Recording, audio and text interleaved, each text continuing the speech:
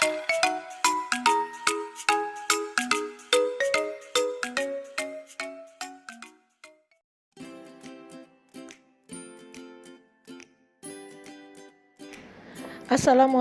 warahmatullahi wabarakatuh. Selamat pagi. Apa kabar anak-anak ibu? Selamat datang kembali di pembelajaran kimia. Hari ini kita akan memasuki materi yang baru, yaitu bab 2. Materinya tentang lambang unsur, rumus kimia, dan persamaan reaksi. Apa saja yang akan kita pelajari pada hari ini? Yang pertama adalah lambang unsur, yang kedua rumus kimia, dan yang ketiga persamaan reaksi. Yang pertama yang kita akan pelajari adalah tentang lambang unsur. Setiap unsur memiliki lambang unsur. Penentuan lambang unsur mengikuti aturan Berzelius. Bagaimanakah penentuan lambang unsur menurut aturan Berzelius? Yang pertama, penulisan lambang unsur dituliskan dengan huruf kapital di huruf pertama nama latinnya. Ini lambang unsurnya terdiri dari satu huruf. Contoh, unsur hidrogen, huruf pertamanya adalah huruf H. Maka lambang unsurnya adalah H dituliskan dengan huruf kapital. Yang kedua, unsur boron. Huruf pertama dari nama Latin boron adalah huruf B. Maka lambang unsur boron adalah B dituliskan dengan huruf kapital.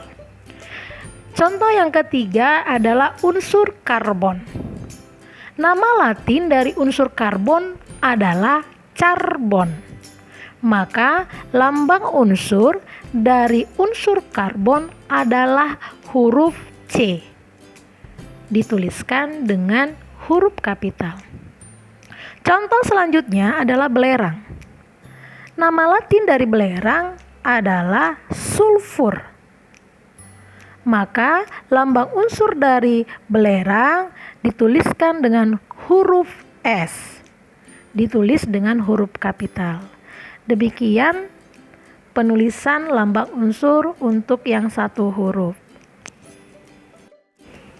Aturan yang kedua yaitu apabila ada unsur yang huruf pertamanya sama, maka diambil huruf keduanya yang dituliskan dengan huruf kecil. Ini adalah unsur-unsur yang memiliki lambang unsur dua huruf. Contoh, helium, huruf pertamanya adalah huruf H. Sementara huruf H itu adalah lambang unsur dari hidrogen. Berarti sudah ada yang punya. Maka kita ambillah huruf kedua dari helium, yaitu huruf E. Maka lambang unsur dari unsur helium adalah He, di mana H-nya dituliskan dengan huruf kapital, sedangkan E-nya dituliskan dengan huruf kecil.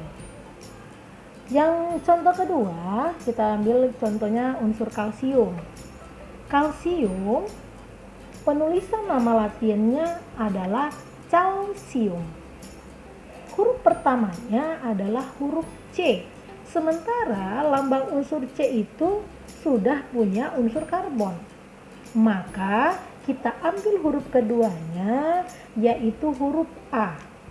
Penulisan lambang unsur dari kalsium adalah Ca, di mana huruf C-nya huruf kapital, sedangkan huruf A-nya adalah huruf kecil. Kemudian besi. Ya, anak-anak bisa lihat itu unsur besi. Kenapa lambang unsurnya Fe sementara namanya besi? Karena nama Latin dari besi itu adalah ferro atau ferrum. Diawali dengan huruf F, tapi kita tidak bisa pakai huruf F karena F itu sudah punya fluor. Maka kita ambillah huruf keduanya, yaitu E. Lambang unsur dari besi adalah Fe, di mana huruf F-nya huruf kapital, sedangkan huruf E-nya adalah huruf kecil. Contoh yang terakhir adalah emas. Kenapa emas? Di situ lambang unsurnya AU. Karena nama latinnya adalah aurum. Karena nama latinnya aurum, maka kita ambil huruf pertama dan huruf keduanya, yaitu A dan U. Huruf pertamanya kita tuliskan dengan huruf kapital, sedangkan huruf keduanya kita tuliskan dengan huruf kecil. Tapi jika ada lambang unsur yang huruf pertama dan huruf keduanya sudah ada yang punya, maka kita bisa ambil huruf ketiga. Contoh, perak. Perak itu nama latinnya argentum. Kalau kita buat lambang unsurnya AR, maka AR itu sudah ada yang punya, yaitu unsur argon. Maka karena AR itu sudah ada yang punya, maka kita ambillah huruf ketiganya, yaitu G. Maka lambang unsur dari perak argentum adalah Ag. Ada beberapa unsur yang lambang unsurnya terdiri dari 3 huruf, yaitu unsur-unsur yang memiliki nomor atom 110 sampai dengan 118. Untuk unsur yang 3 huruf, lambang unsur yang 3 huruf ini, cara pemberian namanya sesuai dengan nomor atom dari unsur tersebut. Anak-anak bisa baca aturannya di slide kita. Contoh, unsur dengan nomor atom 115. Angka 115 itu terdiri dari angka 115.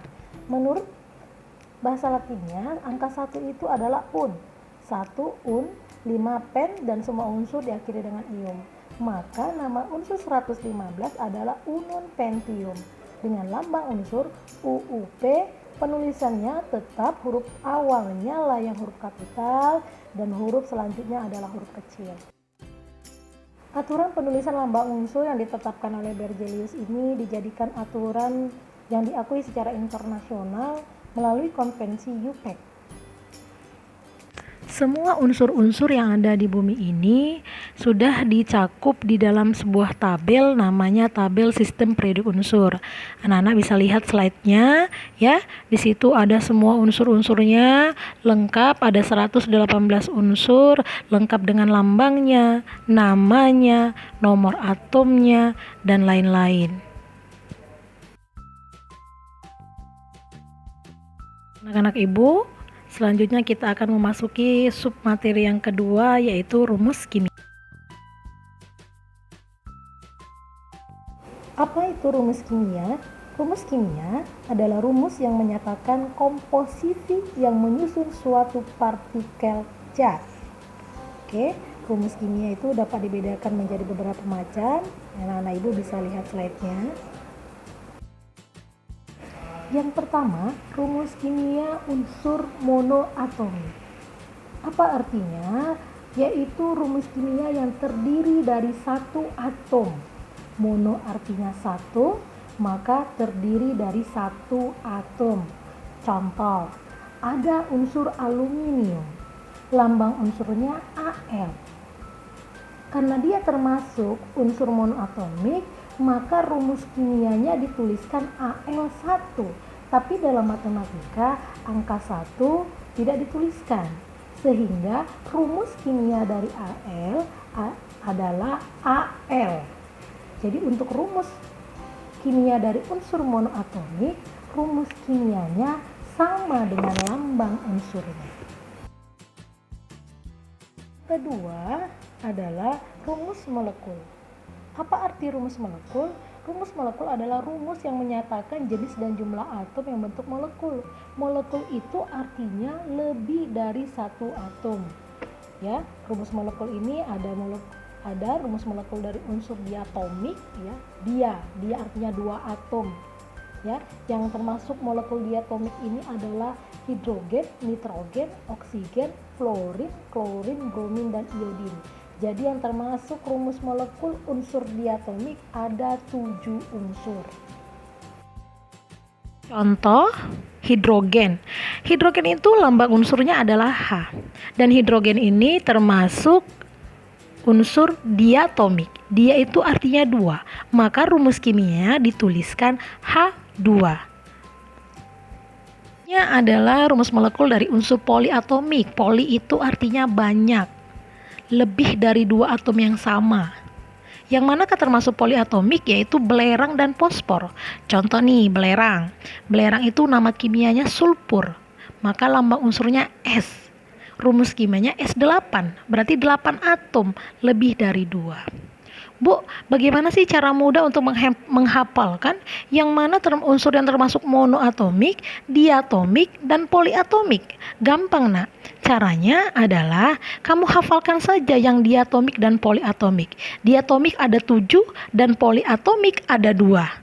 Ya, kecuali yang 7 dan 2 tadi semuanya adalah monoatomik. Jadi yang perlu dihafalkan cukup diatomik dan poliatomik. Sisanya semuanya adalah monoatomik. Oke, yang selanjutnya ini yang paling penting, Nak, rumus molekul senyawa. Kita singkat dengan RM. Apa itu RM? RM adalah rumus yang menyatakan rumus suatu senyawa yang terdiri dari 2 atau lebih atom yang berbeda. Contoh nih, nomor 1. Molekul karbon dioksida. Rumus molekulnya adalah CO2. Terdiri dari 2 unsur. Ya, 2 unsur, ya, yaitu unsur karbon dan oksigen. Tapi dia terdiri dari 3 atom. 1 atom karbon dan 2 atom oksigen. Jadi rumus molekul senyawa ini, Nak, unsurnya lebih dari 1.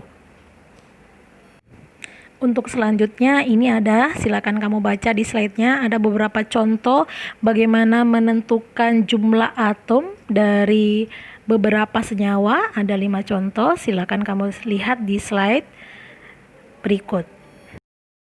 Baik, yang terakhir adalah rumus empiris.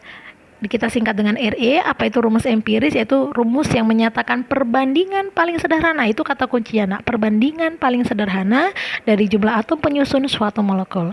Contoh nih ya, RE, rumus empiris dari glukosa. Glukosa itu rumus kimia C6H12O6. Ya, dia terdiri dari 3 unsur, yaitu unsur karbon, hidrogen, dan oksigen. Jadi bagaimana kita cara mencari rumus empirisnya, Bu? Kita bandingkan unsur-unsur yang ada di dalamnya. C6H12O6 ini terdiri dari 3 unsur, maka 3 unsur yang kita bandingkan, yaitu C banding H banding O, 6 banding 12 banding 6. Maka kita sederhanakan, Nak, sampai dia menjadi yang paling sederhana. Dalam hal ini kita sama-sama kita sederhanakan dengan membagi 6.